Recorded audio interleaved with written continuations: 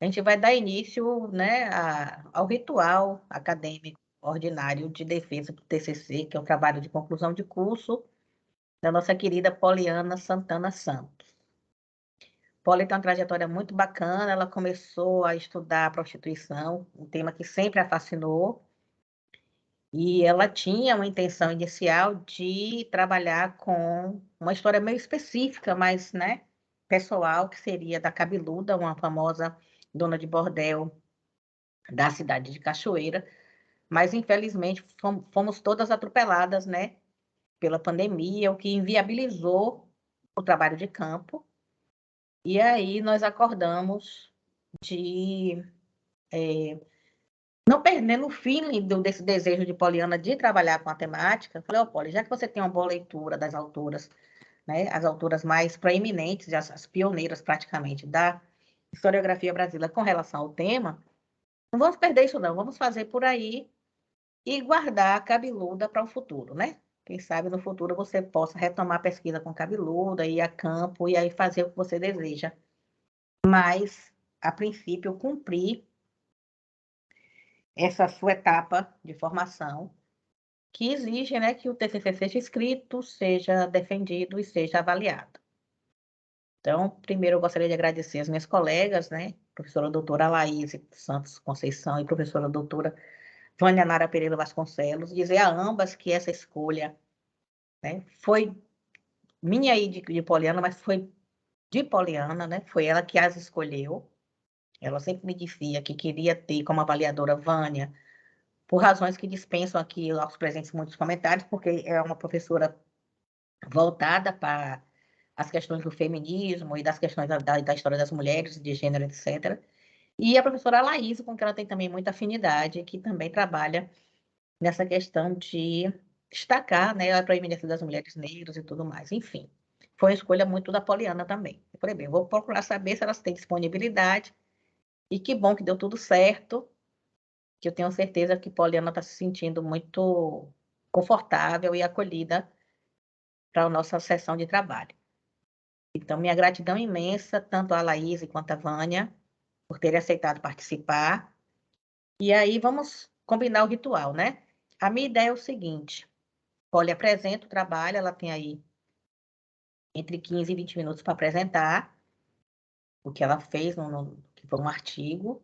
Depois eu passaria a palavra para a professora Vânia, que tem um tempo que ela, entre 20 e 30 minutos, para fazer suas considerações e arguir no que achar necessário. Posteriormente, a professora Laís, do mesmo modo, proceder. E depois eu retorno a palavra para a Poliana para fazer as considerações dela e responder o que ela achar por bem. Eu acho que fica melhor assim, porque algumas questões, na verdade, podem se apresentar muito semelhantes, e aí Poliana responde né, de uma vez só, ok? Então, Poli, você tem aí de 15 a 20 minutos para apresentar seu trabalho. Se houver qualquer problema com o slide, me avise que eu projeto daqui, ok? E que é sempre melhor quando você mesmo projeta, que você controla a passagem, não fica pedindo para passar, né? E aí eu vou desligar um pouco o meu microfone para não dar microfonia, e às vezes eu desligar a câmera também para não pesar muito, certo? Mas estamos aqui todos na sala te ouvindo, e com a palavra você para apresentar o trabalho que você fez com tanto afeto, com tanta vontade, com tanta garra.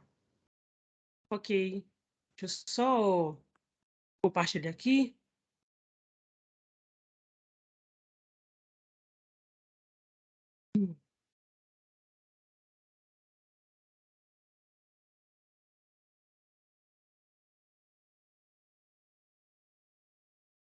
Pronto.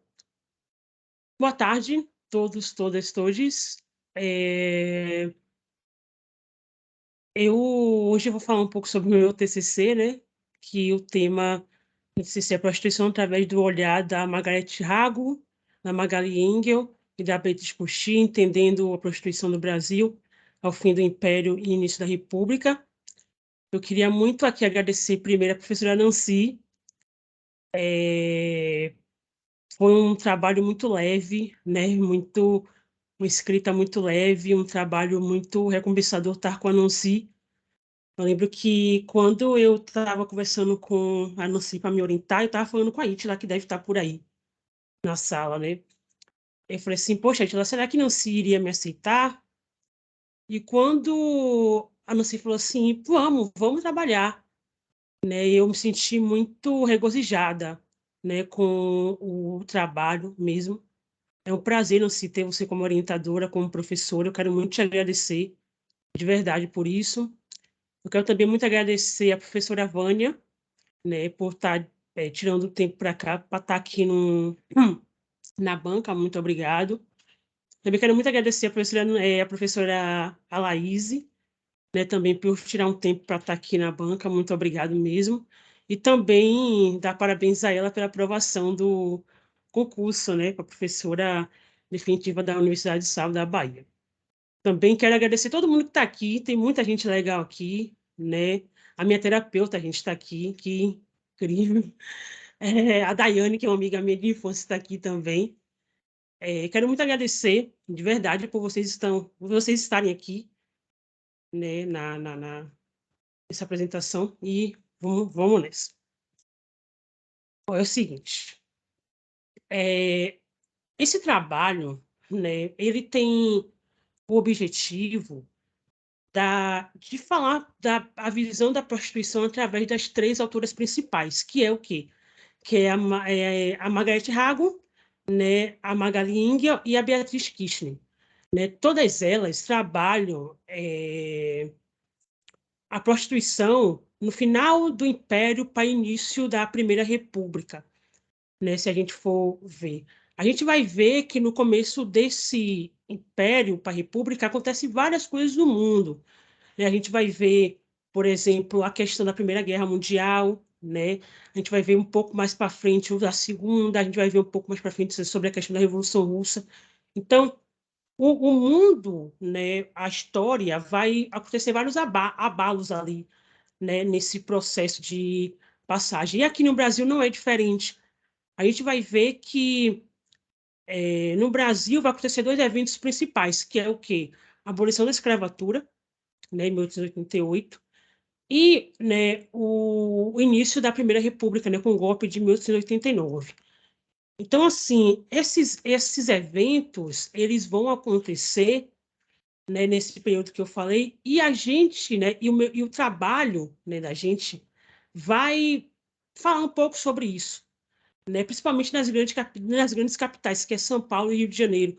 Junto com essas mudanças, as prostitutas vão também ter mudanças, né, nesses aspectos, né, de históricos, assim, que vai acontecer, né, no Brasil.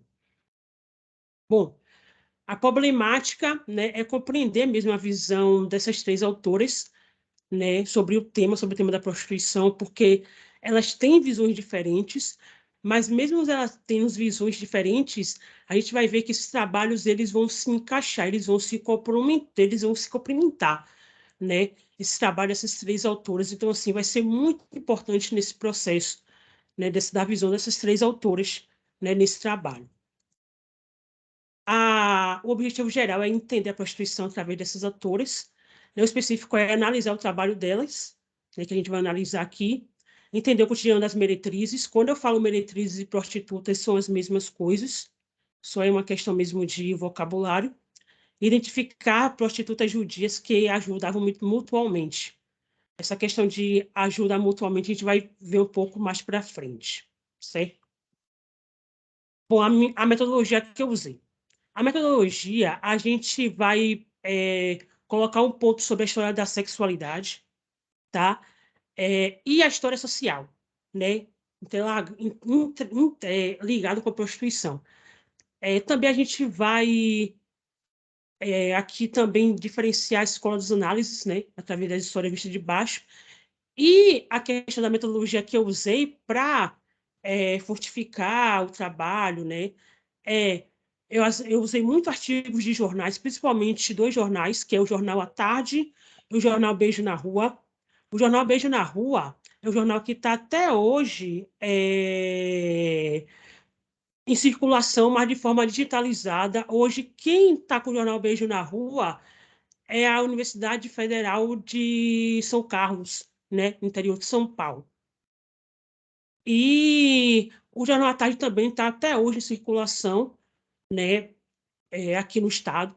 Então, eu uso esses dois jornais, o Beijo na Rua e o Jornal à Tarde, e também uso os livros e artigos das próprias autoras, né, que é muito importante a gente falar sobre esses trabalhos aqui.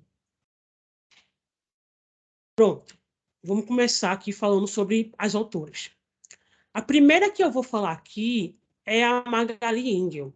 A Magali Engel, ela é formada em História, né, possui mestrado, doutorado, e a Magali Engel, ela foi professora visitante da Universidade Federal da Bahia, entre os anos de 2018 e 2020. Então, ela é professora, ela é uma das pioneiras que trabalha no processo de prostituição, né, e sexualidade e gênero, né, muito importante falar sobre isso. Ela vai ser a primeira a falar sobre esse trabalho. O livro que eu usei no trabalho foi esse, né?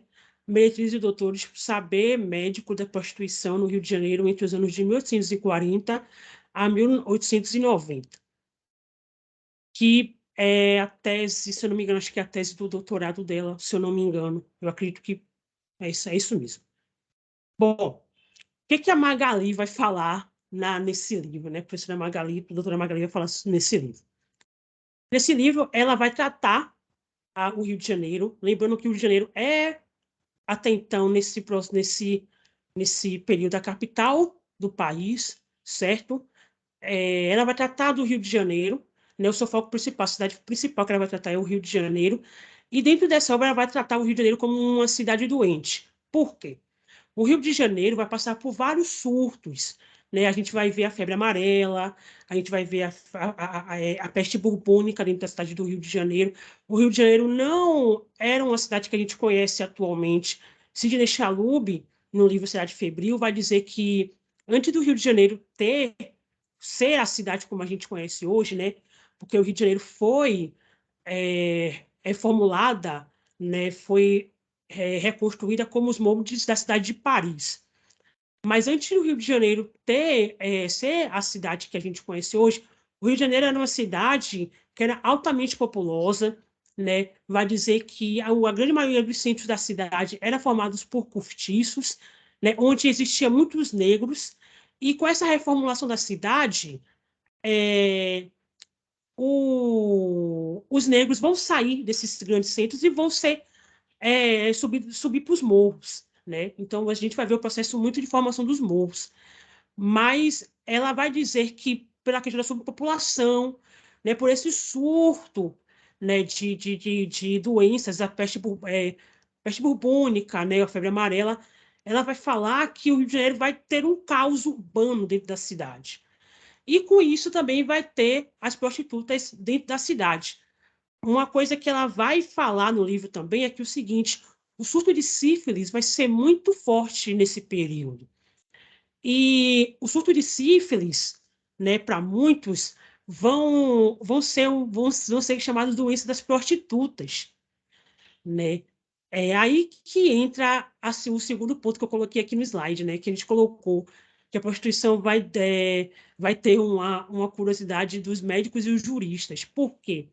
Porque como o sífilis é a doença da prostituta, muitos médicos acreditavam que o sífilis, as prostitutas continham sífilis, então elas deveriam ser afastadas, né, do próprio centro da cidade, né, da própria cidade do Rio de Janeiro. E para os juristas, uma coisa interessante, uma coisa legal, né, é que a lei do habeas corpus beneficiou muito essas prostitutas, certo? Então, essa doença, a sífilis, para muitos médicos conservadores, vai ser como um castigo de Deus. Né? Para muitos médicos liberais, a prostituição era necessária, mas tinha que ser contida. Né? E nisso vai ter a famosa Zona do Mangue. O que é a Zona do Mangue? A Zona do Mangue é uma área que vai ter o controle dessas prostitutas, né? Onde elas só vão estar nessa zona do mangue, elas vão ser tiradas do centro e vão estar nessa zona do mangue. A zona do mangue era uma zona no Rio de Janeiro, porque ela foi fechada em 1924. Vai ser uma zona no Rio de Janeiro que a elite, né, e a elite a sociedade vai ter o controle dessas prostitutas através dessa zona do mangue. Essa zona do mangue, lembrando que essa zona do mangue, dentro do Rio de Janeiro não, mas nas grandes cidades, né, a gente vai ver que a zona da prostituição, a zona do mangue, vai ser nas cidades que contém portos, né? Por quê? Porque transita muitas pessoas ali. Então, a zona do Mangue, no Rio de Janeiro, era uma cidade que era perto do porto do Rio, né? Então, assim, vai ter um controle, né, das prostitutas, nessa série vai ter o controle das prostitutas na zona do Mangue. Essa foto eu trouxe aqui a zona do Mangue do Rio de Janeiro. Essa zona do Mangue não só circulavam prostitutas, circulavam ex-escravos, circulavam pessoas que eram de má índole, né, ladrões, bêbados. Então, assim, com essa zona do Mangue, né, a sociedade tinha o controle dessas prostitutas e dessas pessoas. Não só o controle delas, mas também dos corpos, né? Se por acaso essas prostitutas elas tivessem alguns sintomas, né, de saúde, elas eram automaticamente afastadas da sua profissão. A segunda autora que eu quero trabalhar aqui é a Margarete Rago. A Margarete Rago ela é formada em História pela USP, né? A Margarete Rago não é que ela vai ter uma visão totalmente diferente da Rago, né? A Rago desculpe, da Magali Engel. A gente vai ver que a Magali Engel trabalha com o Rio de Janeiro. A Rago ela vai trabalhar com a cidade de São Paulo, né? Entre os anos de 1989 até 1930. Eu trabalhei com 2 livros com a Rago, né? A gente trabalhou com 2 livros. O primeiro é Os Prazeres da Noite, a prostituição e códigos da sexualidade em São Paulo, em 1889, 1989 até 1930, e do Cabaré ao Lar. O Cabaré ao Lar, a gente fez o recorte do segundo capítulo, né, que fala sobre a colonização da mulher. O livro da Margaret Hago é esse aqui, que a gente trabalhou, tá? Pronto. São Paulo, ela vai ser um pouco diferente do Rio. Por quê? Porque São Paulo, ela vai ter uma formação a sociedade paulista vai ter uma diferença totalmente, vai ser uma coisa totalmente diferente da cultura do Rio de Janeiro. A gente vai ver que a grande elite de São Paulo, a grande elite paulista, vai ser formada pela cultura do café, né? Principalmente pelo Vale do Paraíba. O Vale do Paraíba ali. O café começa no Vale do Paraíba e vai descendo até o centro de São Paulo. Com essa elite paulista do café, a gente vai ver também a época muito da Belle Époque. Não só no Brasil, mas também no mundo. A gente vai ver que no mundo a Belle Époque só vai parar com a Primeira Guerra Mundial, né? 1914, né? Quando termina a Primeira Guerra Mundial. E essa Belle Époque vai trazer uma cultura de elite para a cidade de São Paulo, vai trazer uma cultura rica para a cidade, mas também vai vir as prostitutas ou as meretrizes, né, para a cidade. Essas meretrizes, ou prostitutas, elas vão vir para a cidade de São Paulo, principalmente as francesas, e vai se criar um imaginário francês. O que você está dizendo, Poliana? É que dentro da cidade de São Paulo vai ter um imaginário francês mesmo. No meu artigo, eu falo um pouco sobre o processo dos bordéis, né? Rago vai falar sobre isso no livro Os Processos dos Bordéis. Como os bordéis, eles se mudaram, né, com o imaginário francês. A gente vai ver que danças como o cancan, o champanhe vai estar muito presente, E também vai estar no imaginário dos homens, de uma elite paulista. Transar com uma prostituta francesa era transar com a própria França. E esse imaginário, né, francês vai estar nos moldes de uma elite paulista, né? Então, assim, toda a dominação francesa, no ponto que se diz a respeito da prostituição, dos cabarés, do imaginário da prostituição, vai ser colocado aqui, né, na cidade de São Paulo. E o modelo de feminilidade, né? No livro do Cabaré lá, no recorte que a gente fez no segundo capítulo, desculpe, a gente vai ver que a Rago ela vai falar o seguinte: o modelo de mulher recatada, do lar, né? Aquela mulher que respeita o seu marido, aquela mulher que respeita a casa, que cria os filhos, vai ter o padrão dentro de casa. Mulher correta, né, com essas descrições que eu acabei de comentar aqui, vai ser dentro da sua casa. Né? A mulher não pode sair sozinha, a mulher não pode sair sem o homem, não pode sair desacompanhada. A mulher correta, ela precisa acompanhar, ela precisa ser acompanhada do seu marido, ou então do seu irmão, ou então de uma presença de um homem. Né? Aquela mulher que saísse desacompanhada pela cidade seria acompanhada como uma meretriz, como uma prostituta.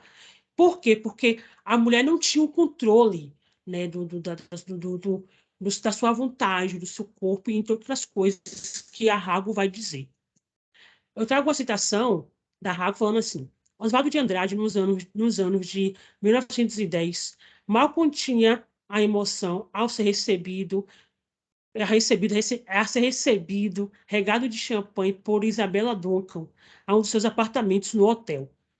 Essa citação é do livro Os Prazeres da Noite. A gente está vendo aí uma figura muito conhecida, que é Oswaldo de Andrade, né? Emocionado a ver a conhecer uma prostituta francesa, né? Que é a Isadora Duncan. A última autora que a gente trabalhou foi a Beatriz Kirchner. A Beatriz ela tem um trabalho muito interessante, que ela vai falar assim das prostitutas, ela vai falar assim, né, das duas cidades, como São Paulo e Rio de Janeiro, mas ela vai ter uma visão totalmente diferente. O seu foco principal, que a Beatriz vai falar nos seus trabalhos e no seu livro, né, que é o Baile de Máscaras, ela vai dar uma ênfase nas prostitutas judias, nas prostitutas polacas. O que é prostitutas polacas? As prostitutas polacas são mulheres que vinham do leste europeu, que tinham descendência judaica e que elas eram prometidas a casamento, né, no novo país, no caso do Brasil. Quando elas chegavam aqui, elas não viam casamento e elas eram obrigadas a se prostituir. No livro do Deuteronômio, no livro do Pentateuco, né, na Torá ou na Bíblia, vai dizer que é pecado, né, as filhas de Israel se prostituir. Né? Então, assim, para essa questão da associação da prostituição para essas prostitutas polacas é totalmente desvio, né, da religião judaica. Então, assim, essas mulheres elas não tiveram muito apoio da associação judaica, né? Elas se ajudavam de maneira mútua. Como assim elas se ajudavam? Elas se ajudavam principalmente em velórios e funerais. Por quê? Porque essas mulheres, por violar a lei da Torá, por violar a lei de Deus, elas não seriam enterradas ou não seriam enterradas nos mesmos moldes de um judeu tradicionalista, conservador. Então, assim, elas compraram muitas terras e fundaram cemitérios, né? Elas compravam, se ajudavam nos velórios.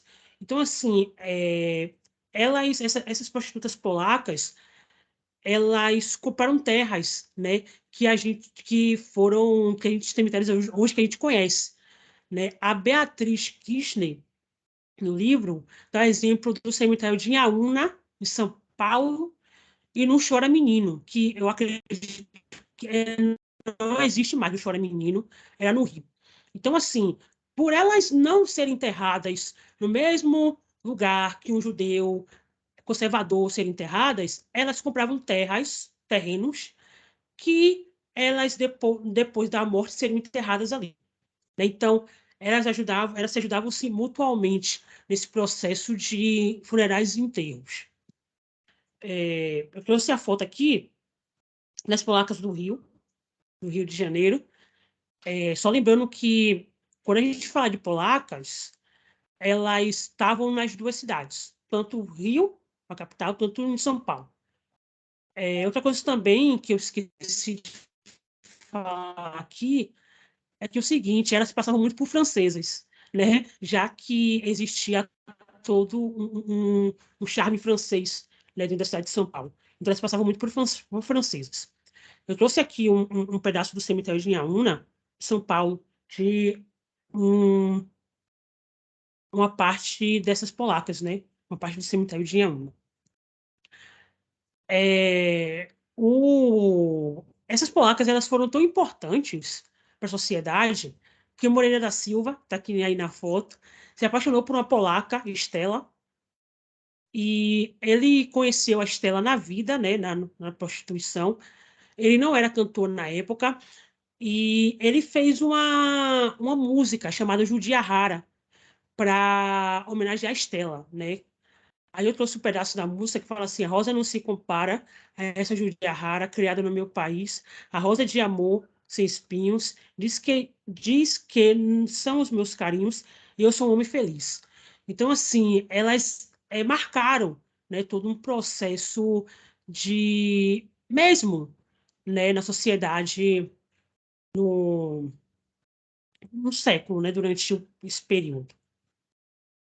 Minhas referências. E é isso.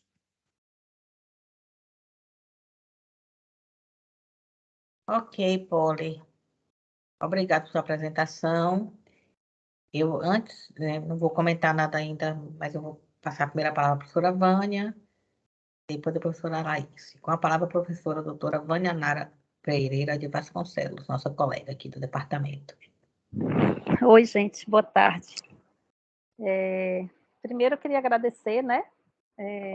Dizer que eu estou feliz de estar aqui nessa troca aqui. Poliana foi minha aluna, né, já há algum tempo, e é muito legal a gente ver os processos mesmo, né, dos nossos alunos e alunas, né, que vivenciam experiências múltiplas, né, experiências de dificuldade, de desafio, de crescimento, né? Eu acho que tenho pensado cada vez mais, né, sobre essa possibilidade da gente ir construindo outras formas mesmo, né, de produzir ciência, de produzir conhecimento, onde a gente leva em conta, considere todos os elementos, né, que estão implicados nos nossos processos de crescimento. Então, é muito legal a gente ver, assim, o crescimento dos alunos e alunas que chegam, né, e que muitas vezes trazem, assim, muitos desafios para nós mesmos. E aí eu vejo Poliana muito nesse processo de crescimento, de busca, né, eu acho que Poliana tem um perfil, assim, de muita...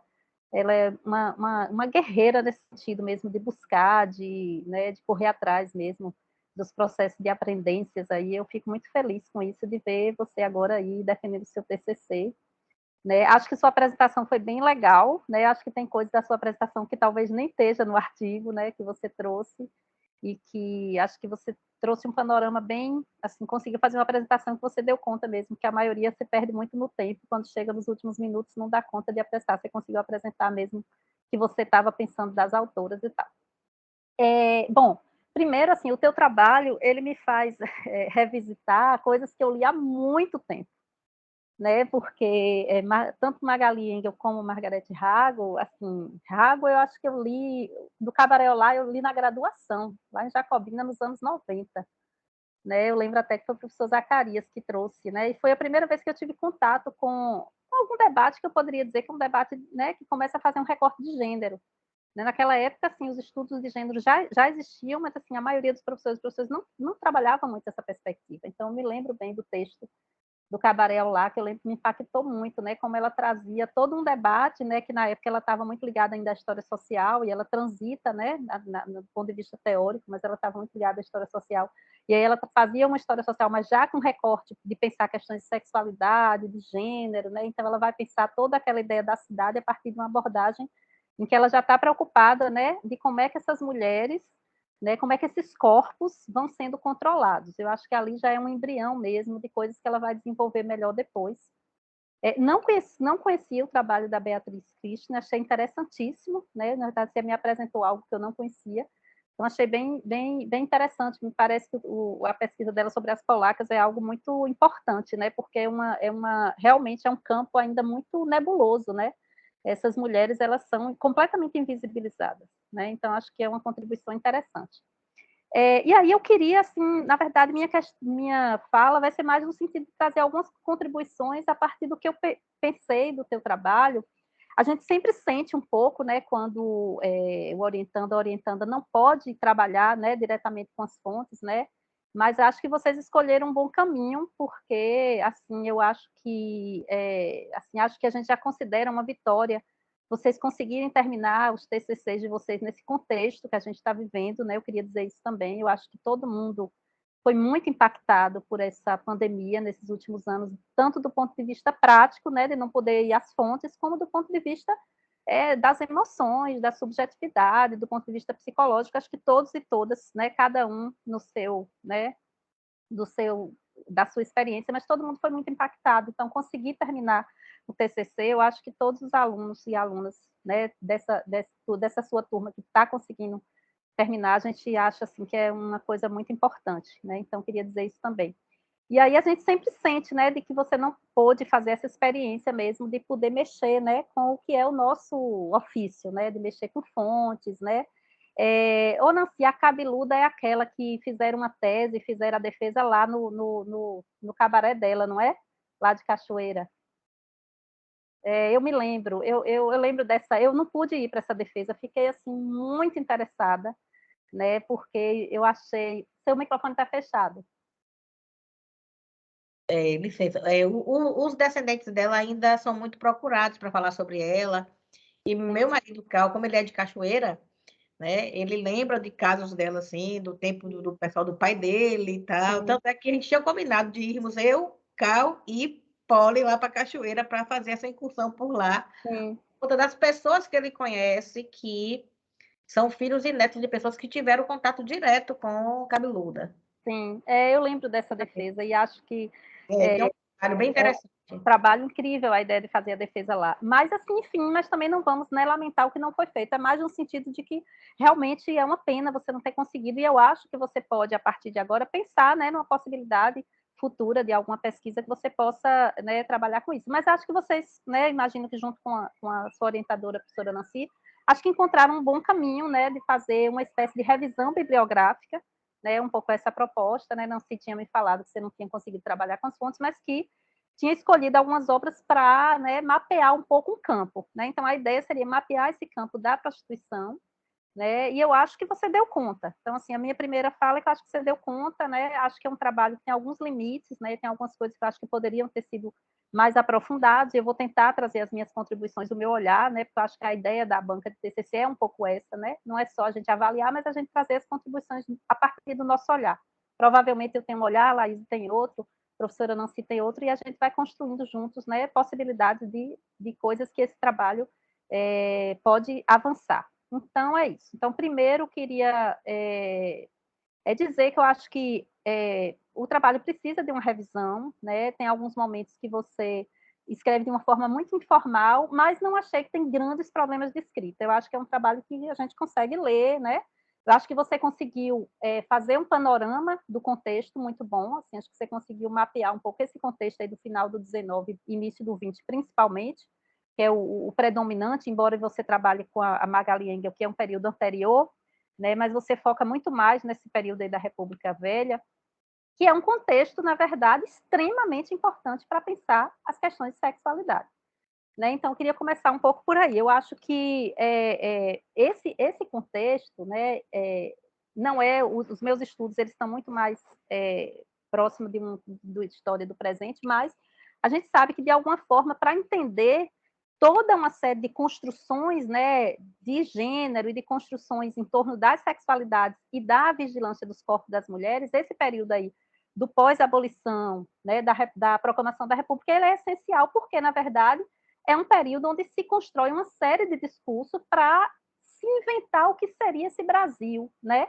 Esse Brasil de uma negação de um passado escravista, esse Brasil, né, que precisa ser moderno, que precisa imitar a Europa. Então, esse período ele é essencial para a gente entender, na verdade, todo o século XX e tudo que vem depois dele. E aí, assim, tem algumas coisas que talvez te ajudasse futuramente a você dialogar, que é pensar, por exemplo, como todo um projeto, porque eu acho que isso tem tudo a ver, e a prostituição está totalmente relacionada a isso, todo um projeto de conjugalidade compulsória.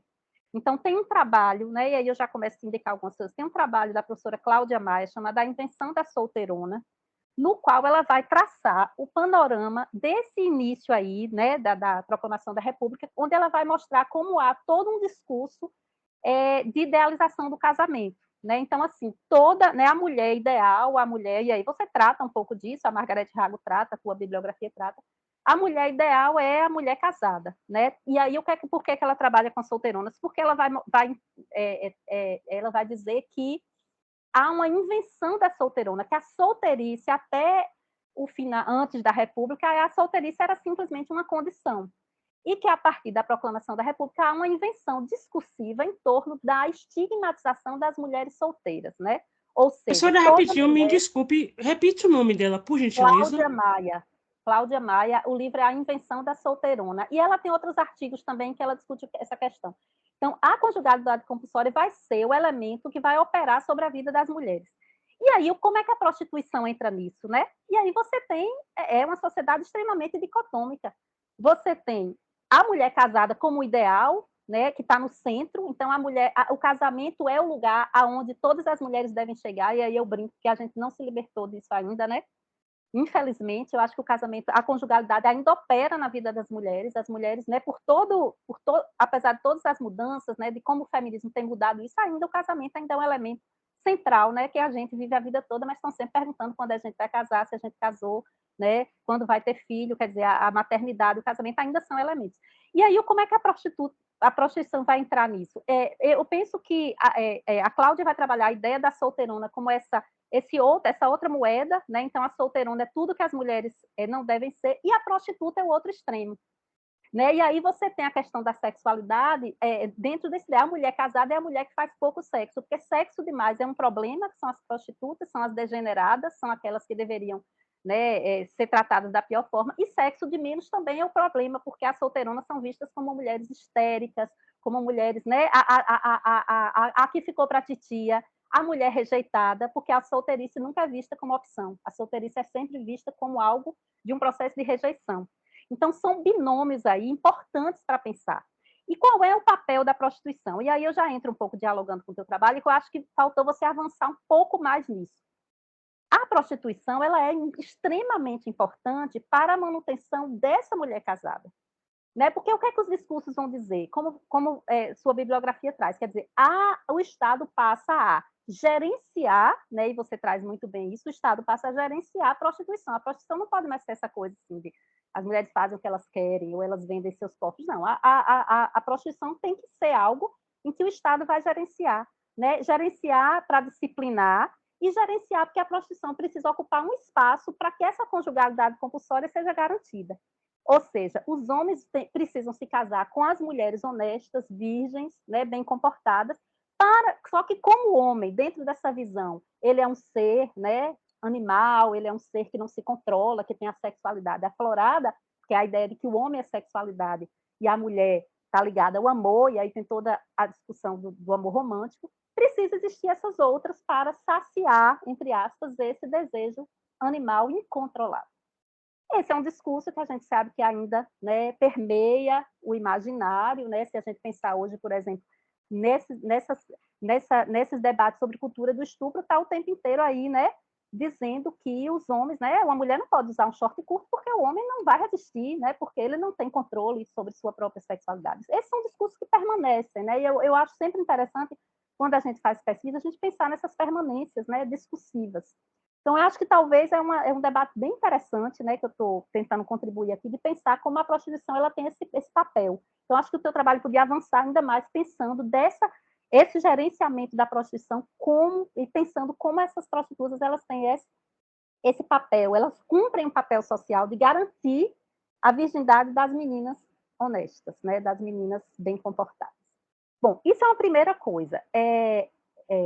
Mas eu não quero ficar falando muito de outros trabalhos, porque eu queria falar mais do teu trabalho, das coisas que eu acho que, enfim, da importância. Acho que queria também te parabenizar pela escolha do tema, né? Eu acho que essa discussão, os temas malditos, né, vamos dizer assim, os temas que incomodam, eu acho que a gente cada vez mais precisa discuti-los, né? Porque eles nos iluminam a pensar, né, nesse contexto que a gente vive hoje. Eu acho que hoje a gente vive um contexto extremamente conservador, né, onde esse controle dos corpos ele está o tempo inteiro aí. A gente tem vivido episódios surreais, né, inimagináveis, assim, né, enfim, que eu nem vou citar, mas tem vários que a gente está vivendo. E eu acho que um trabalho como o seu ele contribui para a gente pensar como historicamente, né, essas autoras trouxeram elementos para pensar essas questões de gênero, sexualidade e controle dos corpos, para a gente pensar em mudanças e permanências. Que ao mesmo tempo que a gente tem mudanças e conquistas, obviamente, bastante consideráveis, a gente não pode pensar que a gente vive no final do 19, no início do 20, mas também a gente precisa pensar nas permanências,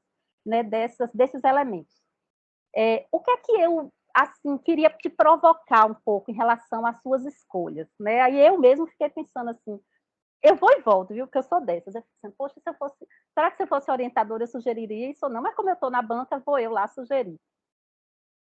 Bom, a primeira coisa que eu fiquei pensando foi, quando você começa a trabalhar com a Nélia Santana, que inclusive foi colega de Nancy, e aí eu sei disso, que eu li a dissertação de Nélia na época que eu fui para a URBA, eu li tudo que tinha de gênero, sexualidade, eu li. Muitos anos isso. E aí eu fiquei pensando um pouco nisso, né? Será que você não poderia ter incluído a Nélia como essa bibliografia importante dentro do campo da prostituição? Fiquei pensando, né? E eu fiquei pensando porque eu acho que isso é uma coisa para a gente começar a refletir no processo de descolonização das nossas escolhas, né? Porque é óbvio que você escolheu uma bibliografia, entre aspas, mais consolidada, e eu não estou desconsiderando, nem estou dizendo que necessariamente você tinha que fazer uma outra escolha, eu estou trazendo para pensar, para refletir, né? Porque a Margaret Hago é uma pensadora muito importante, né? E a Magali Engle, enfim, as três que você escolheu são pensadoras importantes, mas eu também fico pensando que você acabou falando muito de Salvador, e aí, seu artigo, uma boa parte é falando sobre Salvador. E para falar de Salvador, você está dialogando com a Nélia, você está dialogando com a Alberta Erato, você está dialogando com a própria, os trabalhos da sua própria orientadora. Ou seja, você caminhou muito com essa coisa de Salvador, mas os seus artigos são sobre pesquisadores que trabalharam com o eixo Rio-São Paulo. Então, essa é a primeira questão. Eu não estou dizendo que você necessariamente teria que falar, mas para pensar um pouco nisso, né? E aí, não sei, talvez o trabalho de Nélia não foi publicado, eu acho, né, Nancy? Se foi, eu não tive acesso, né? Então, isso pode ser uma das razões, mas, assim, que é uma pena, inclusive, porque é um trabalho, eu acho um trabalho, assim, de uma qualidade, né? A nossa assim, Jacutinga. É como... A nossa Jacutinga, nós na turma chamávamos Nélia de Jacutinga, porque na época passava uma novela que a dona do bordel chamava Jacutinga. E aí ela virou a nossa Jacutinga. Ah, sim. Então, assim, eu fiquei só pensando nisso. Eu acho que o trabalho dela, ele está muito no teu trabalho, embora ela não seja uma das escolhidas, tá? Então, minha primeira questão é essa. E aí eu fiquei pensando, né? Será que ela poderia ter entrado também? Talvez. Então, assim, e aí uma coisa que... E eu gostei disso, de que você, ao pensar no contexto, você não ficou só no eixo Rio-São Paulo, né? Isso eu achei bem legal, porque, assim, e aí você, inclusive, faz algumas comparações, né? E algumas eu fiquei um pouco preocupadas, eu vou dizer depois, né? Tem algumas coisas que você coloca que eu teria que reler todo o trabalho da Lélia para ver mesmo, mas assim, eu gostei que você trouxe o contexto de Salvador, né? Porque a gente tende, né, a pensar nessa historiografia nacional sempre como se fosse a historiografia aqui e que explica, né, nossas questões nacionais. E aí, quando você vai para Salvador, e o trabalho de Cida, o trabalho de Beto, né, o próprio trabalho da professora, são trabalhos que vão mostrar, né, primeiro que a gente tem uma produção, né, na Bahia importantíssima, que vai trazer vários elementos, né, e que vai desdizer várias coisas que estão ditas lá no Nacional, né? Quando eu lembro que, assim, quando eu li o trabalho de Marta Abreu, né, Marta Abreu tem um trabalho sobre as meninas perdidas lá, e aí Marta Abreu vai dizer assim, esses processos de sedução só existiram até os anos 60 no Brasil, ela faz essa afirmação. Só que até os anos 70. Eu achei Processo em Serrolândia em 83. Então, é tão interessante, né, quando a gente começa a ver que essas produções, elas sempre se dizem como nacionais, mas elas são localizadas, porque toda história ela é local, ela é regional de alguma forma. Então, esse é um debate que eu acho que é interessante, né, e aí eu queria trazer mais para reflexão mesmo, não é uma crítica ao seu artigo. Eu acho que o seu artigo, você fez uma escolha, e são sempre escolhas, né, e eu acho que você fez uma escolha de ter 3 historiadores importantes, mas você usou muito a Lélia, e é isso que eu fiquei pensando, né, se ela não poderia ser uma das. Assim, o trabalho dela tem uma qualidade incrível e ele contribuiu muito com o teu artigo. Eu gostei do contexto que você faz de Salvador e dessas comparações que você vai dizendo. Diferente do Rio, né? Aqui em Salvador não havia tanto controle, era um pouco diferente e tal. Então, essa é uma das minhas questões que eu queria trazer. E fiquei pensando nessa coisa do... Aí eu fiquei pensando em outras coisas que eu acho que tem a ver muito, a gente sempre lê o trabalho a partir do que a gente está pensando, né? Eu acho que a leitura é sempre pensando assim, as coisas que eu tenho pensado hoje. Então, eu estou muito interessada nessa crítica, né? A de como a gente ainda trabalha uma historiografia que é muito centrada ainda no Sudeste, principalmente, e também, e aí é muito o meu campo, né? Muito como a gente ainda fala das cidades grandes, né? Como se as cidades grandes dessem conta de tudo, e existe produções, né, ainda razoavelmente incipientes no interior, né? Então tem alguns momentos do texto, assim, por exemplo, que você vai dizer assim, que a prostituição é um fenômeno predominantemente urbano, claro, predominantemente urbano, mas existe, né? A prostituição existe em qualquer lugar. Então ele não é só urbano. Então eu fiquei pensando nisso também. Enfim, depois eu posso te mandar o texto, eu fiz algumas observações, né?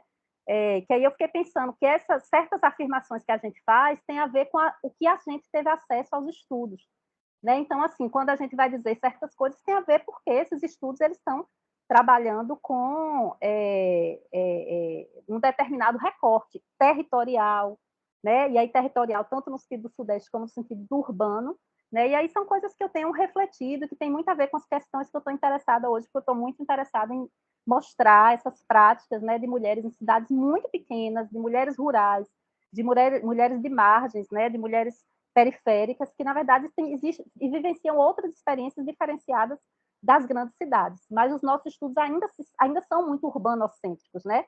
A Marina tem trabalhado esse conceito que eu gosto muito. A gente ainda é muito urbanocêntrico, então a gente tira muito a nossa visão e o nosso estudo a partir das cidades, né? Então, são questões que eu estou pensando e que acho que são importantes para a gente pensar. Uma outra coisa que aí é uma coisa que eu fico pensando muito no livro dos Prazeres da Noite, da Margarete Rago.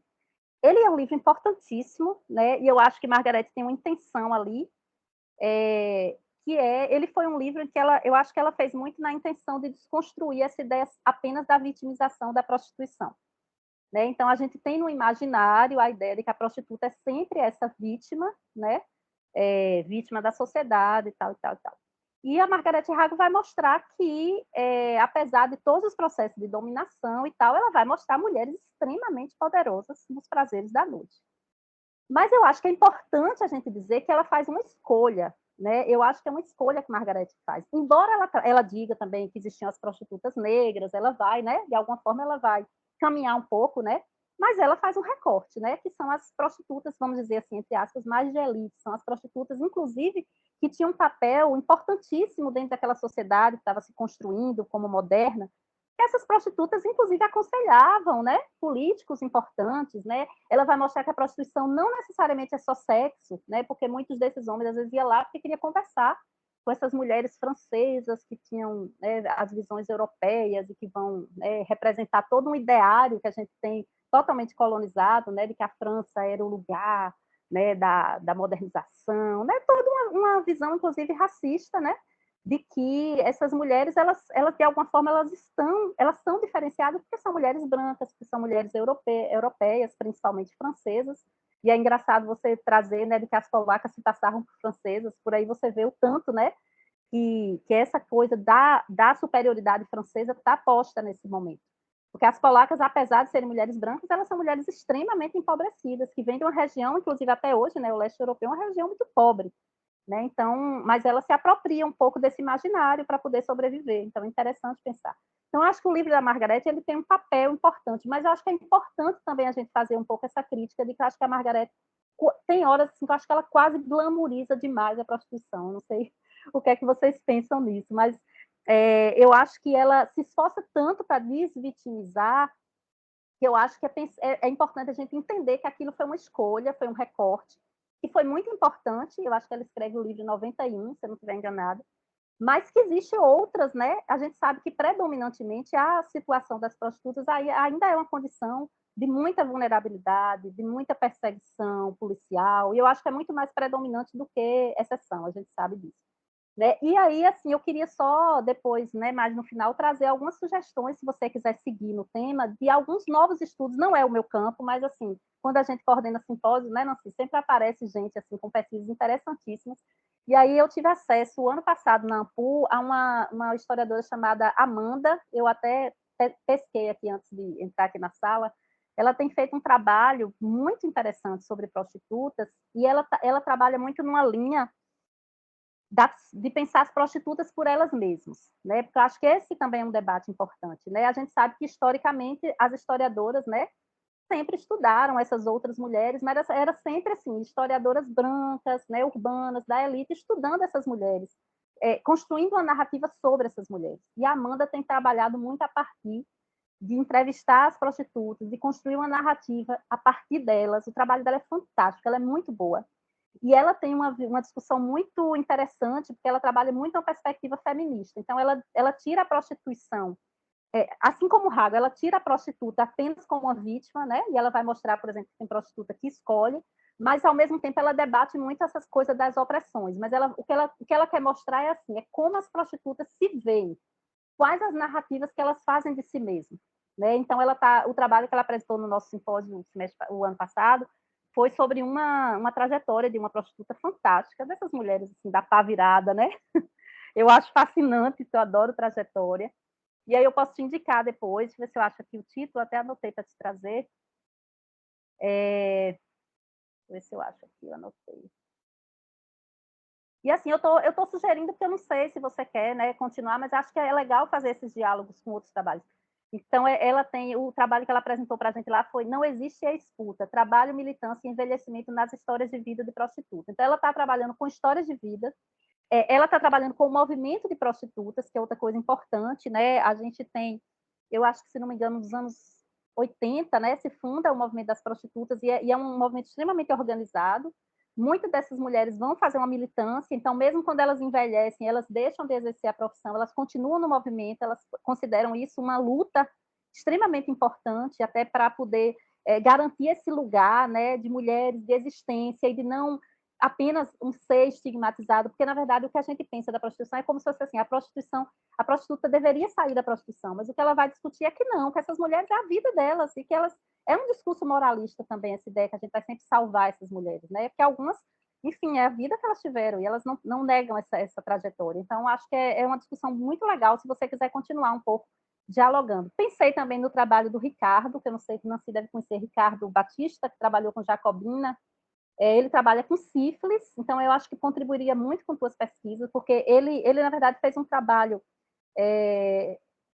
sobre Jacobina, ele é de Jacobina, e ele fez um trabalho sobre o Pilunga, que é o brega de lá de Jacobina. A gente teve até uma aluna, Solange, que fez também uma pesquisa sobre esse brega, né, como a gente chama no interior.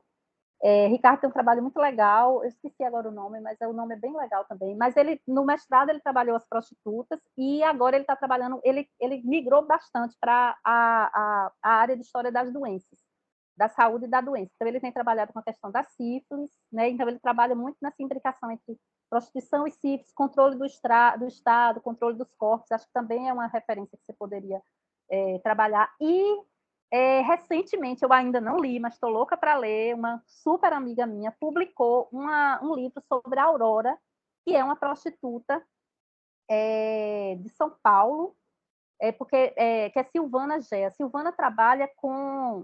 Ela publicou recentemente um livro sobre marinheiros. Ela é uma historiadora bem fora da curva, porque ela não tem um tema, ela pesquisa muito, e aí ela vai descobrindo as fontes. Então, ela fez uma tese maravilhosa sobre os marinheiros, e agora ela está com as prostitutas. E ela está trabalhando muito nessa mesma linha das prostitutas por elas mesmas. Ela já se envolveu com o movimento, ela vai para os encontros das prostitutas. E aí ela recentemente publicou esse livro sobre a Aurora.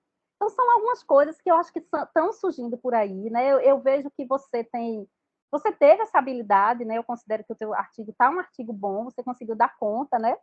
E as questões que eu estou trazendo são muito mais de contribuição. As críticas que eu teria ao texto mesmo, eu prefiro te mandar, eu não vou ficar aqui esmiuçando. Algumas coisas, assim, por exemplo, que faltou uma ponte, coisas que eu acho que talvez estão equivocadas, mas eu prefiro não ficar aqui nesse miudinho. Eu posso te mandar depois que eu fiz a leitura com as observações, de ajustes mesmo do artigo, mas as questões mais gerais que eu queria tratar, acho que são essas, né?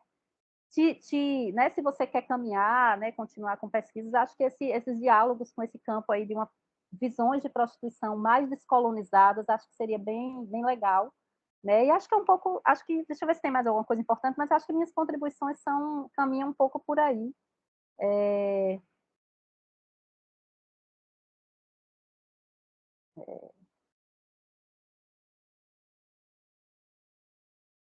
Acho que é isso. Acho que as questões principais que eu tinha anotado são essas, né? E assim, enfim, fica à vontade para você responder o que você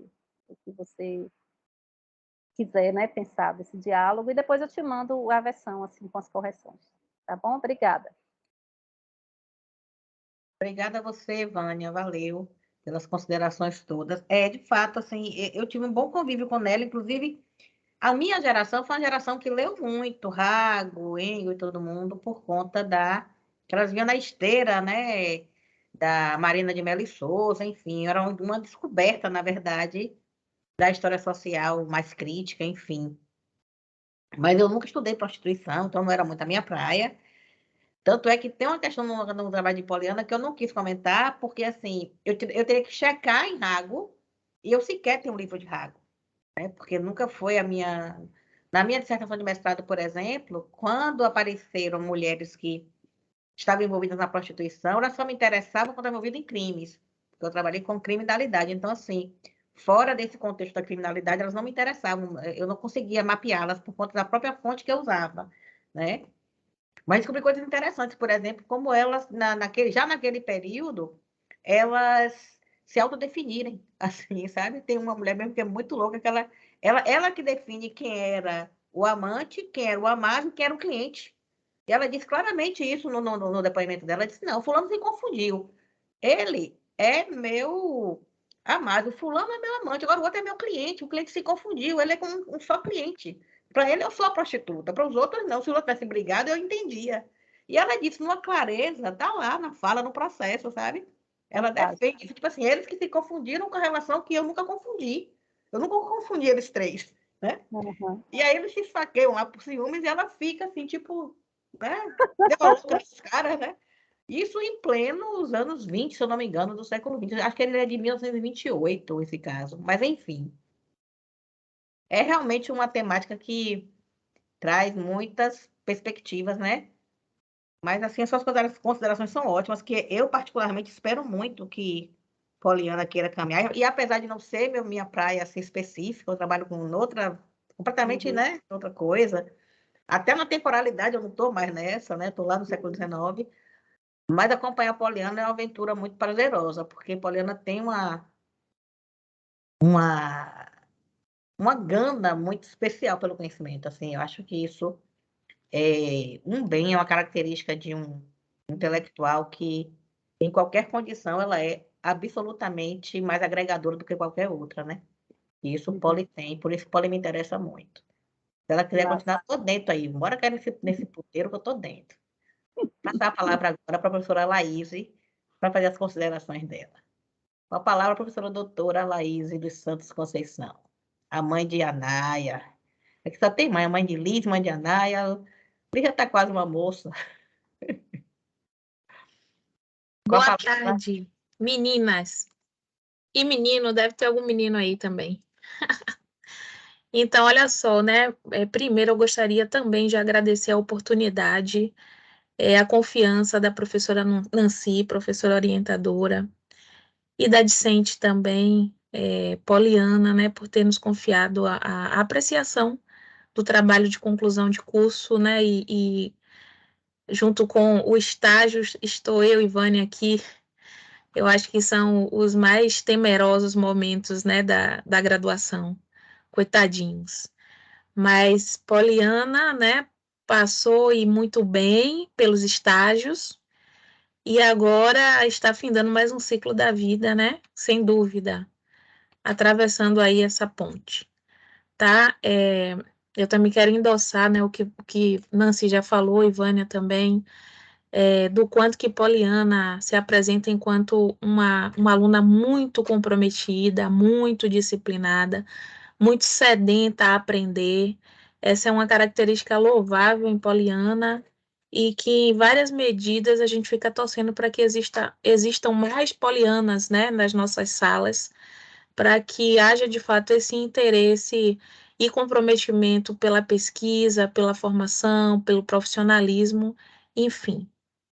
Então, assim, dito isto, né, que bom que Vânia, que de fato é a cátedra da temática, né, fez essas pontuações muito acolhedoras, sensíveis, né, gostei muito, em várias medidas também Vânia me contemplou, sem sombra de dúvida. Eu vou tocar em algumas questões para também não me repetir e também posso mandar o arquivo final para a Poli junto com o Nancy para avaliar o que é procedente, né, para que vocês venham a fazer o depósito da versão final do texto, tá? Então, assim, inicialmente eu gostaria de falar também, assim como Vânia, que naturalmente é um texto acadêmico e ele requer realmente esse trato, né? Linguístico, da escrita, da formatação, da metodologia acadêmica, e que, de fato, assim, todos nós, né? Todas nós carecemos, no findar de uma pesquisa, que alguém nos ajude nesse sentido, né? Eu mesmo já não suporto mais, eu esbocei isso na defesa de Laiane e repito, meu sonho é ser rica para poder terceirizar tudo isso, porque é muito chato mesmo, né?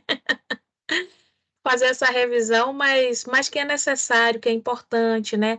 Às vezes, de fato, é uma mescla dos vícios de linguagem, né? Da informalidade com a escrita do texto, que você acaba, em alguns momentos, esquecendo, né? Que é de caráter acadêmico, enfim, mas isso daí é possível de ser alinhavado, consertado, né, de ser revisado.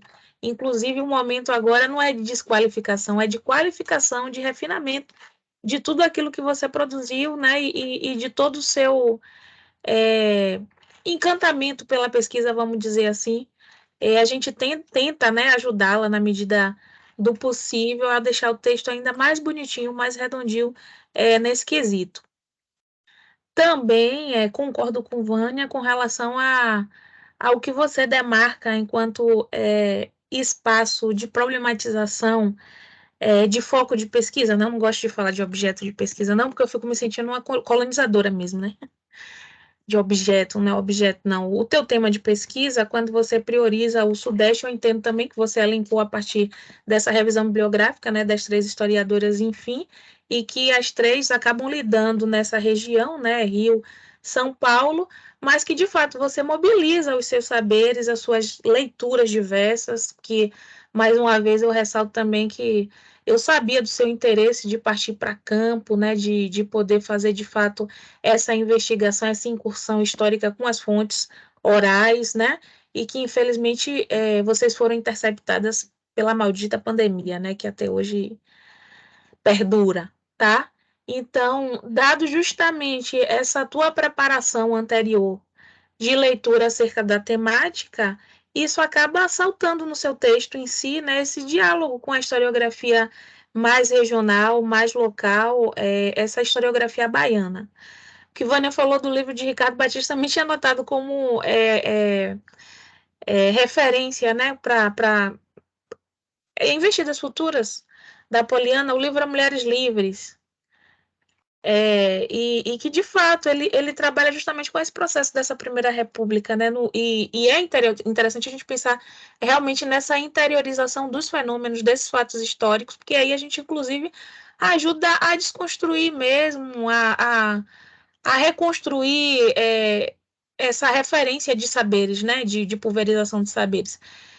Quando Vânia estava falando isso, e eu também já tinha notado acerca disso, eu lembro muito dessa minha experiência no Rio, que foi bem diferente da de Vânia, mas que as pessoas faziam questão de dizer assim: ah, mas você não é de Salvador? Como assim? Como se a Bahia se resumisse a Salvador, a capital, né? Como se não houvesse essa possibilidade da gente pesquisar, da gente saber, da gente buscar formação, da gente de fato enveredar pela pesquisa e produzir saberes, né? E eu entendo também, Poliana, que foi o subterfúgio encontrado tanto por você quanto a orientadora para, de fato, concluir a disciplina, fechar os créditos também, né, da graduação no que concerne esse trabalho de conclusão de curso, e que vocês acabaram elegendo, de fato, né, os ditos clássicos, né, no sentido de obras que são tão renomadas e reconhecidas, e a época, né, de cada publicação representou essa quebra de paradigma mesmo, esse divisor de águas. Mas concordo com Vânia também que, se você tiver a oportunidade de revisitar, ainda que não seja para esse depósito final do teu texto, que você possa habilitar essas possibilidades de experiência, de trajetória e de saberes desses indivíduos, né, que vai muito além desse eixo que historicamente é tão ressaltado, né? Como se somente eles, não estou dizendo que isso foi a sua intenção, mas que naturalmente a gente acaba priorizando, né? Não priorizando porque, de fato, é o que circula as referências, né? Eles têm as maiores editoras, eles têm os investimentos, enfim. E a gente acaba se tornando refém mesmo disso. Com relação a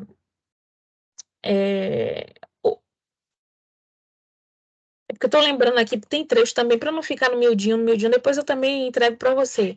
Mas, assim, de pronto, né, de imediato, às vezes, assim, na narrativa, você usa o termo escravizados ou escravos, e aí você pode escolher, você pode optar, né? Numa perspectiva decolonial, a gente usa escravizados mesmo, né, de pensar que o outro, né, que houve um condicionamento do outro. Mas só para padronizar o texto. Aprendi com Ângela, Nancy, na defesa. Falando do ponto de vista metodológico, quanto que é importante a gente fazer essas escolhas mesmo, né, para não confundir o leitor, tá?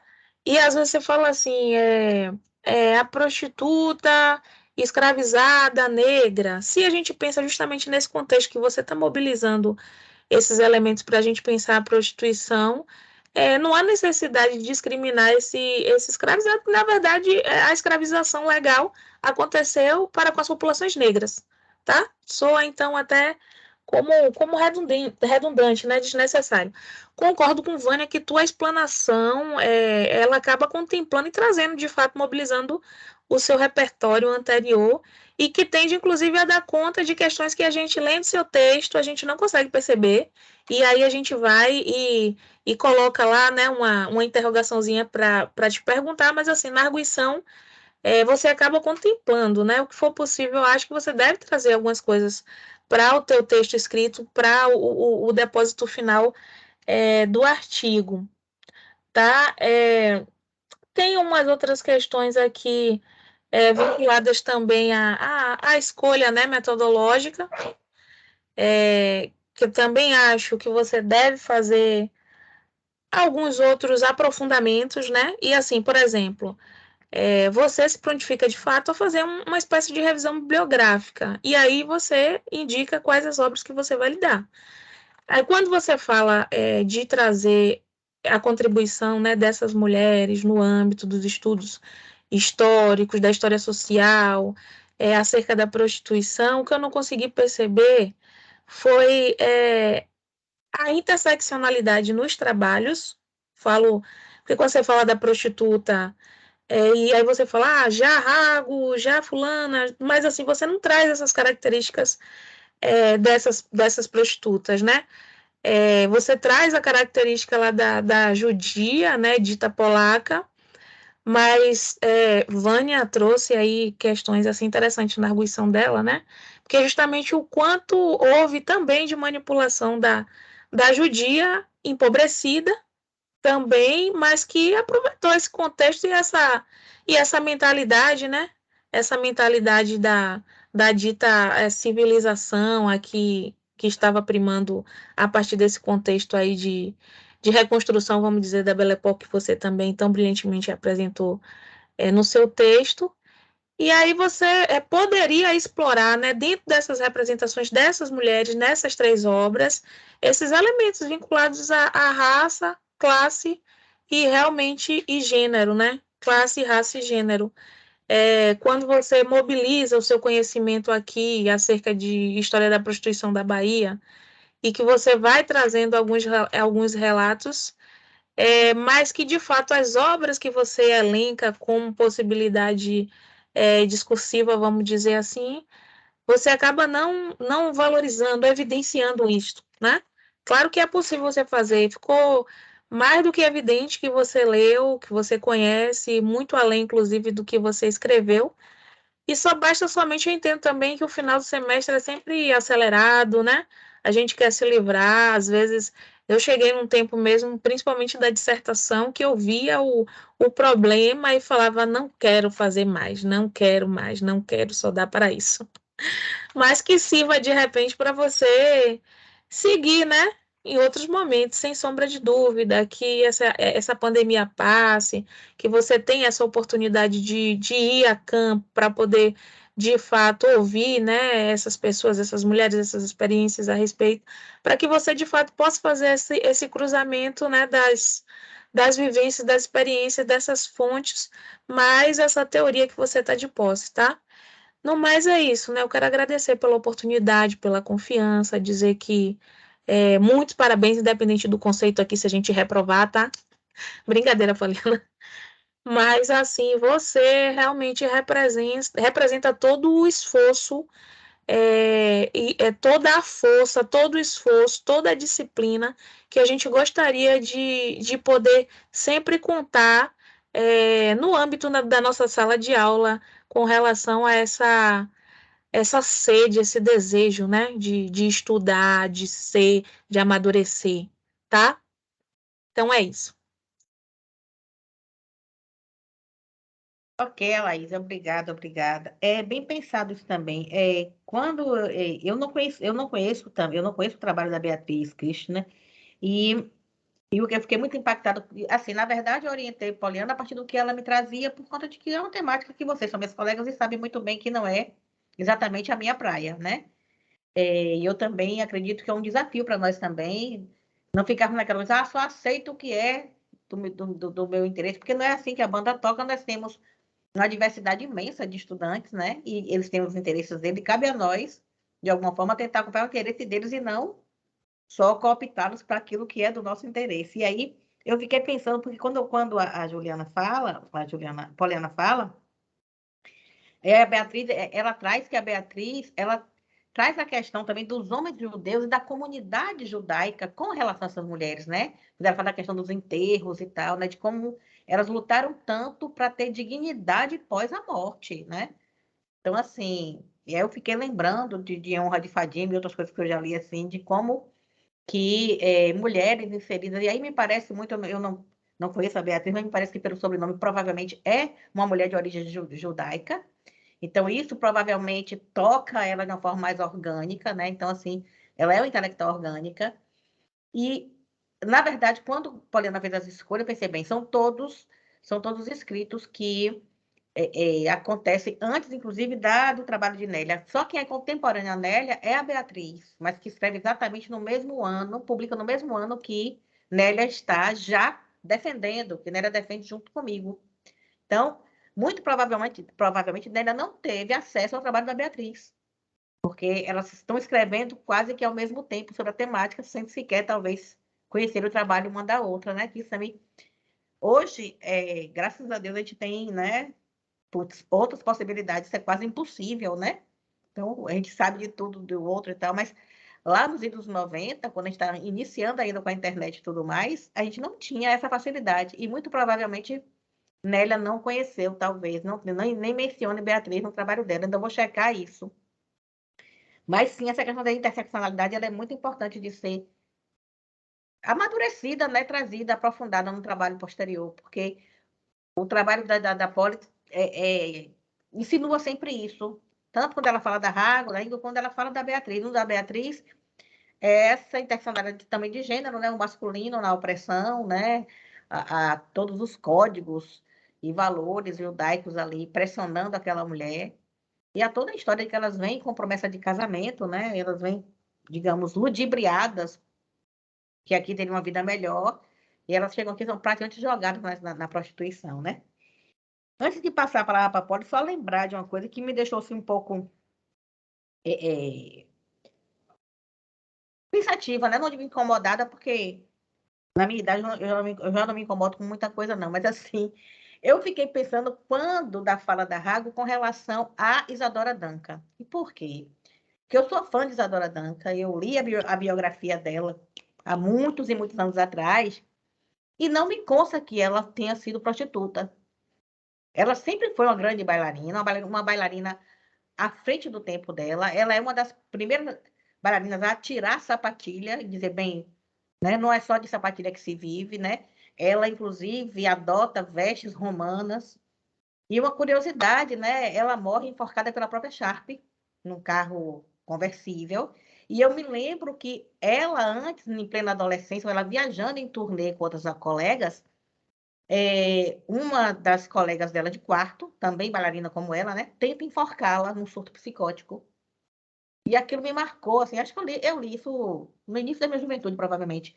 E eu fiquei impactada, rapaz, a mulher quase é enforcada quando era uma menina, porque na época ela era, né, bem jovem, quando ela estava nessa turnê, e posteriormente ela morre de fato enforcada pela própria Sharp, mas a morte igual, idêntica que ela teria caso ela não tivesse sido socorrida naquele quarto de hotel. E Isadora Duncan sofreu preconceito, sofreu horrores, né? Chegou a morar em estúdios na França, que eram aqueles apartamentos minúsculos, né? Onde você só tem praticamente a sala e o banheiro, tudo para enfrentar, para exercer a profissão de bailarina. Então, essa fala que a Rago traz aí, que a Poli reporta no artigo dela, me deixou com essa pulga atrás dela. Eu não pude dizer nada, que eu não pude checar, porque eu não tenho o livro da Rago para ver se é isso mesmo que a pessoa está dizendo, né? Provavelmente, talvez a Isadora Duncan, se estivesse aqui, ou aqui, que eu digo no Brasil, né, para uma apresentação no próprio cabaré, porque existia isso também, os cabarés daquela. Havia sim um certo glamour, não glamourizar a profissão é uma coisa, mas o glamour da prática prostitucional de uma elite existia sim, né? Existiam os Moulin Rouges nacionais também existiram, e aí talvez a Isadora nunca tivesse estado no Brasil para se apresentar como artista, e o escritor tenha confundido uma coisa com a outra, achado, enfim. E a Rago caiu na pilha, porque não me consta em nenhum momento que Isadora Duncan tenha se prostituído. Enfim, mas é só um detalhe que está no. Acho que depois eu vou ver isso com você, Polly. Eu preciso que você passe para mim, e até em PDF, o livro da Rago, para eu checar isso, como é que está sendo dito ali, para a gente reorganizar, porque eu me senti traindo assim, a memória da Isadora Duncan que eu conheci em livro, entendeu? Daquela biografia que eu li lá atrás. Mas, enfim, mas muito, muito grata pelas considerações, Vânia, Laís, eu acho que são, sobretudo, proposições, né? De quanto o trabalho de Poliana pode avançar, do quanto promissor ele é, né? De quanto ele pode vir a ser melhorado e ela avançar com essa pesquisa, com esse estudo. Então é isso. Obrigada a vocês duas. Agora eu vou passar a palavra para a Poli para se posicionar, falar. Você tem mais 15, 20 minutos, Poli, para depois a gente reunir aqui a banca examinadora no Google. No Google não, no Zap, viu, Vânia? Aquele grupo que eu fiz lá. Mas agora com a palavra, Poli. Pronto. Meu cachorro está aqui, rapidinho. Eu queria agradecer pelas considerações, anotei tudo aqui, deu 2 folhas. Eu queria falar um pouquinho rapidinho sobre a questão da professora Vânia, sobre a Nélia, né? Eu acho que, assim, quando a gente sai da faculdade, ou então quando a gente está no meio, a gente se define muito, né? O que é que nós somos? O que é que Poliana é? E quando eu trouxe essa parte da Nélia, eu queria muito me colocar como regionalista, como habitante do Recôncavo e como uma mulher negra. Então, eu queria colocar isso, sabe? por ser regionalista, eu amo muito Recôncavo e tal, e eu queria muito colocar isso, se sair, né, dessa fase mesmo assim do centro, né, São Paulo, Rio de Janeiro. A questão da elite, eu não sei se não se lembra, mas me incomodou no começo. Me incomodou. Me incomodou tanto que eu falei assim, não vou ler mais esse livro, não. E a minha posição foi meio chula, jogar o livro na parede da minha casa e ficar ele lá. Me incomoda, claro que me incomoda, né, essa questão de ela ser elitizada, assim. Mas eu acho que o meu trabalho, ele não vai parar, né? Acredito que ele não para, sim, porque eu tenho algumas perguntas ainda para falar sobre esse tema. Então, eu acho que isso que me deixa mais com sede de buscar mesmo, assim, de tentar responder essas perguntas, de tentar encontrar essas questões, essas perguntas. Então, assim, essa questão da Rago me incomoda muito, muito mesmo. E de Nélia, é isso, eu queria colocar, não sei se eu consegui, mas eu queria muito colocar uma parte, vamos falar sobre um pouco do Recôncavo, vamos falar essa questão de ser regionalista, como é que fica, essa questão de regionalista aqui, eu peguei muito da professora Laís, né, principalmente o trabalho de doutorado dela. Então, assim, isso, sei lá, eu tentei fazer isso no meu artigo. No caso da prostituição rural, é uma coisa interessante, eu nunca pesquisei, né, porque as três autoras botam muito essa questão. Prostituição na cidade, modo urbano. Tanto que a Rago vai falar, né, no livro. Então, assim, uma prostituição urbana, na cidade, então, profissão da cidade. Isso é muito dito pela Rago. Acho que não só pela Rago, mas a própria Magali Engel vai falar também sobre isso. Eu acho que eu continuando, vou continuar com certeza. Eu acredito que eu vou mais por. Eu acredito que esse lado regional vai muito aparecer, sabe, Poliana? Assim. Então é isso, conversar agora com o Nancy, resolver o que tem que resolver e vamos seguir em frente.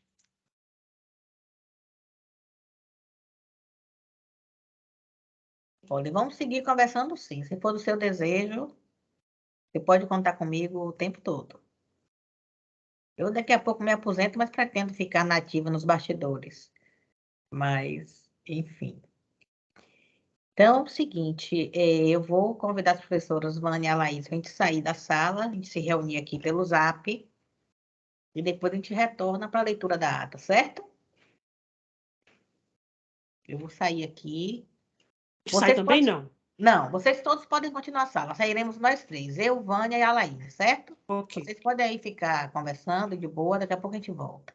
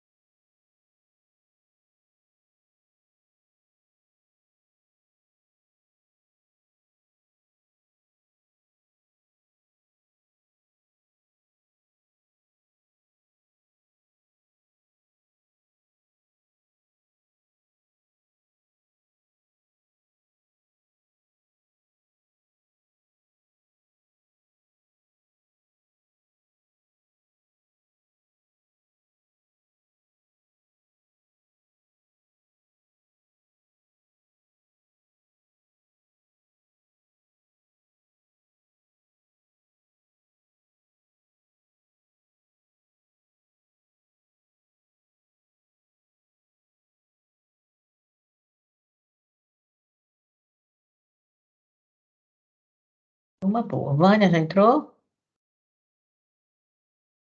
Estou aguardando a Vânia e a Laís, viu, gente? Estão me ouvindo? Eu estou aqui já. Deixa eu ver se a Vânia já entrou. Aqui é Vitória, não é Vânia. Ainda não. Entrou Vânia está agora. entrando agora. Pronto, entrou agora. Bem, gente, agora o grande finale, né? Nós nos reunimos em separado, como é de praxe e regimental. Estamos com a ata pronta. Eu vou agora proceder à leitura da ata, certo? Ata de defesa do trabalho de conclusão de curso como exigência parcial para obtenção do grau de licenciado em História. Às 15 horas do dia 20 de julho de 2022, na modalidade de atividade remota, através da plataforma Microsoft Teams, a aluna Poliana Santana Santos, matriculada no curso de licenciatura em História do Departamento de Ciências Humanas, DCH5, da UNEB, apresentou e defendeu o trabalho intitulado A Prostituição através do Olhar, de Margarete Rago, Magali Engel e Beatriz Knusch, entendendo a prostituição no Brasil no final do Império e na Primeira República. Foram examinadores os seguintes professores, que após a leitura e exposição do trabalho, conferiram respectivamente as seguintes notas. Professora doutora Nancy Rita Centro-Sé de Assis, orientadora, nota 8. Professora doutora Vânia Nara Pereira Vasconcelos, arguidora, nota 8. Professora doutora Laís dos Santos Conceição, arguidora, nota 8. Diante do resultado, obteve a candidata a nota global 8, para obtenção do título de licenciada em História. E para constar, lavro a presente ata, que após lida será assinada por mim e pela banca examinadora. Santo Antônio de Jesus, 20 de julho de 2022, Francisco Teixeira dos Santos, técnico universitário.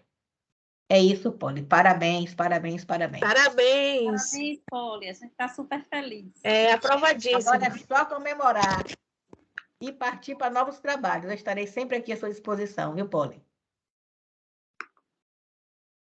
Tá bom, obrigada, gente, de verdade. Vou dançar muito em cabaré essa noite, então...